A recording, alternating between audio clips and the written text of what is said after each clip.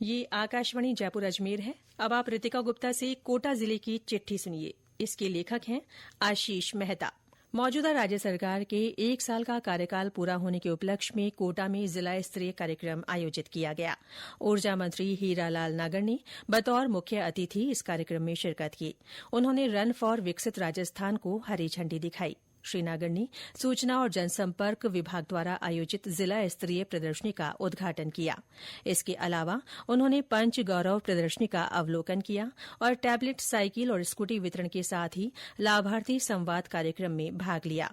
जिले में युवा सम्मेलन रोजगार उत्सव कार्यक्रम भी आयोजित हुआ और जिला विकास पुस्तिका का विमोचन किया गया।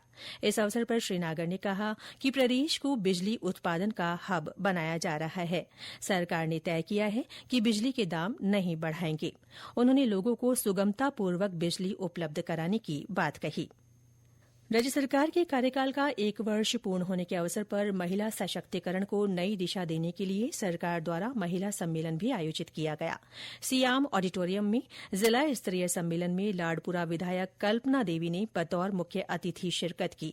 उन्होंने कहा कि आर्थिक रूप से सशक्त महिलाएं न केवल अपने परिवार को मजबूत बना रही हैं, बल्कि देश के विकास में भी महत्वपूर्ण भूमिका निभा रही हैं। उन्होंने महिला सशक्तिकरण के महत्व पर जोर दिया और कहा कि महिलाओं को आर्थिक रूप से मजबूत बनाने से न केवल उनके परिवार की स्थिति में सुधार होता है, बल्कि देश की अर्थव्यवस्था में भी महत्वपूर्ण योगदान होता है। रणथंभौर टाइगर रिजर्व की मृत बाघिन T114 के शावक पिछले 2 साल से अभेड़ा बायोलॉजिकल पार्क में पाले जा रहे थे।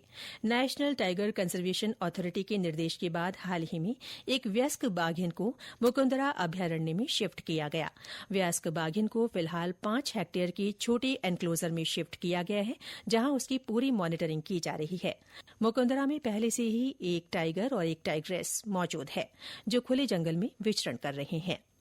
कोटा जिले के रामगंज मंडी की रहने वाली गौरांशी शर्मा ने मलेशिया की राजधानी कुआलालंपुर में आयोजित 10वें एशिया पैसिफिक डेफ गेम्स 2024 की बैडमिंटन प्रतियोगिता में रजत पदक जीता है। इससे उनके परिवार और कोटा जिले के लोगों में गर्व और उत्साह की भावना है। 1 से 8 दिसंबर तक मलेशिया के कुआलालंपुर में आयोजित एशिया पैसिफिक डेफ गेम्स में भारतीय खिलाड़ियों ने सर्वश्रेष्ठ प्रदर्शन कर रिकॉर्ड बनाया है। गौरांशी शर्मा भी इस टीम का हिस्सा थी। कोटा में 1.5 दशक से ज्यादा समय से संचालित कंबल निधि सेवा प्रकल्प की सुविधा बीते दिनों कोटा के दोनों बड़े चिकित्सालयों मेडिकल कॉलेज और एमबीएस में शुरू की गई है। लोकसभा अध्यक्ष ओम बिरला ने मेडिकल कॉलेज परिसर में मरीजों के परिजनों को रजाई और कंबल का वितरण कर प्रकल्प का शुभारंभ किया। श्री बिरला ने कहा कि कंबल निधि के माध्यम से अस्पताल में भर्ती मरीजों के परिजनों को सर्दी से बचाव के लिए कंबल और रजाई निःशुल्क उपलब्ध कराए जाएंगे। भारतीय विश्वविद्यालय संघ नई दिल्ली की ओर से वर्धमान खुला विश्वविद्यालय कोटा में वेस्ट जोन अंतर विश्वविद्यालय महिला फुटबॉल टूर्नामेंट आयोजित हुए। इनमें राजस्थान, महाराष्ट्र, मध्यप्रदेश, गुजरात और गोवा की 45 टीमों ने भाग लिया। भारतीय रेलवे सिग्नल इंजीनियरिंग और दूरसंचार संस्थान तथा राजस्थान तकनीकी विश्वविद्यालय आरटीयू कोटा के छात्रों ने रेलवे सिग्नलिंग और कवच को वैकल्पिक विषय के रूप में पेश करने के लिए पिछले दिनों एक समझौता ज्ञापन पर हस्ताक्षर किए। ये साझेदारी राजस्थान तकनीकी विश्वविद्यालय के छात्रों और शिक्षकों को उन्नत सुविधाओं और प्रशिक्षण संसाधनों तक पहुंच प्रदान करेगी। बीते दिनों संविधान दिवस के अवसर पर जिले की सूचना और जनसंपर्क विभाग के सभागार में विशेष प्रदर्शनी और संगोष्ठी का आयोजन किया गया। कार्यक्रम का शुभारंभ अतिरिक्त जिला कलेक्टर कृष्णा शुक्ला ने किया। मध्यप्रदेश के मुख्यमंत्री डॉ मोहन यादव पिछले दिनों कोटा प्रवास पर रहे।